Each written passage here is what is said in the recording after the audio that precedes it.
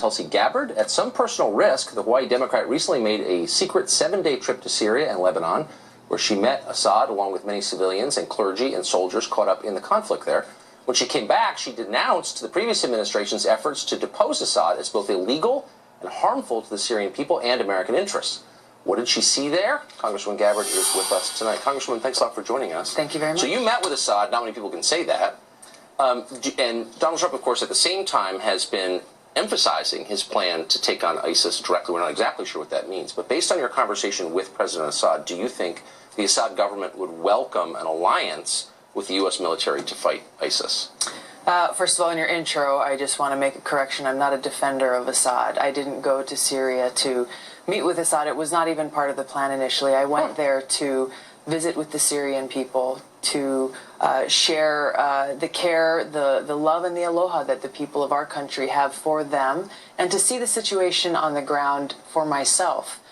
When the opportunity presented itself to meet with President Assad, I took it simply because I believe that if we profess to care for the Syrian people, if we want to end the suffering for them, we have to be willing to meet with whomever we need to in order to accomplish that. And that was much of what I discussed with him in that meeting, was how do we get to a place where we can end this war, where the terrorists in his country can be defeated, terrorists like Al-Qaeda and ISIS and all of these other groups that are working with them, and make it so that the Syrian people are able to move on with their lives, to make it so that the Syrian refugees who have fled Syria to not only the Middle East, but Europe and other parts of the world are able to return home. So, I mean, but what did he say about U.S. policy? I mean, you spoke to him again. Not many people have done that recently.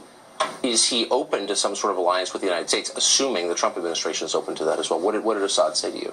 I think he is looking for what our president, new president Donald Trump, would see as a shared interest with him, with Syria. And the shared interest that he has seen is this commitment to defeating ISIS, this commitment to defeating this terrorist threat that not only exists for the people of Syria, but it exists for the Middle East and for the world. And if this threat continues to grow, it's something, again, that becomes even more real than it is already for the American people. Now, why do you think that the entire foreign policy establishment in Washington, really on a bipartisan basis, and certainly the Obama administration, put toppling the Assad regime at the top of the priority list?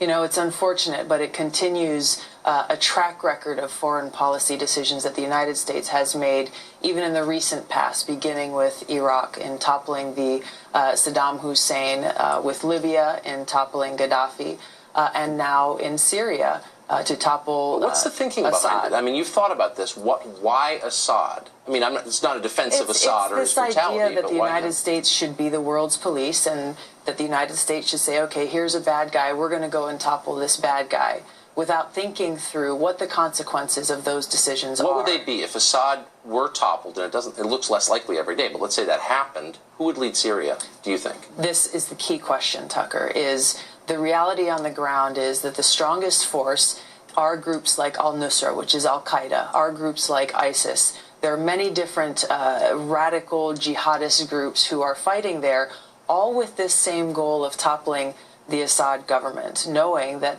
they are the most effective, right, they're the most powerful, they will take over. So not only will life for the Syrian people be a living hell, they will, religious minorities will face a genocide. They will pose a great threat to the region and a great threat to the world. And you have some video, I think your husband may have shot this while you're over there, and in one clip I want to show, you interview a Christian clergyman. Syria, of course, has an ancient Christian community, and this is his He's view. actually in Aleppo. In Aleppo, yes. Wow. Okay, here it is. We are not having rebels. We have terrorists. All who are modern people who think in the terms of this age are targeted by them. They want this country to be bad. They want us not to be improved and developed as a community. And their plan is to have an Islamic state in this country. And they didn't read the history. They didn't know that Christianity was spread out from this country, from Antioch. Interesting. It's a complicated story there, but the Christian community does seem on one side of it. If you want to see more of that, unfortunately we're out of time, but go to our Facebook page. We're going to put that up. How long is it?